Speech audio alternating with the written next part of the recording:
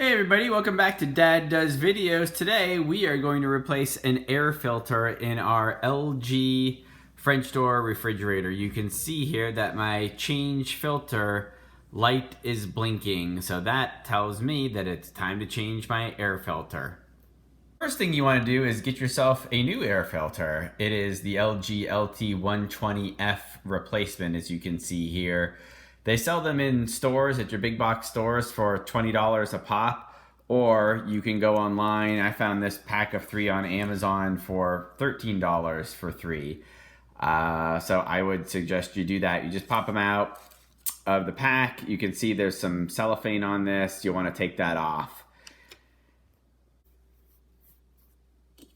So go ahead and locate in your refrigerator where your filter is. You can see mine is right in the back here. And all you do is grab it and you twist counterclockwise to get it off. So if we just grab and twist, you can see open in the upper left-hand corner right here. And it just pops right off. So it's easy to just pop this thing out.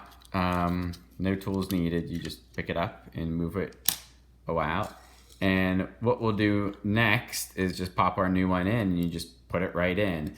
One thing to pay attention to on these, they will tell you, let's see if we can get a good view.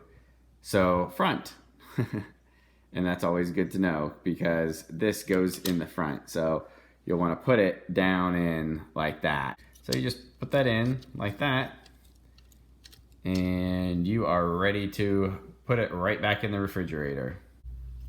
And the way you do that is you just put it right back on the way it came out. So you could see the spot where mine goes, and you just kind of start it from the left and twist it in. That's it. Pretty simple to replace your air filter in an LG French door refrigerator. And of course there's one extra step, right?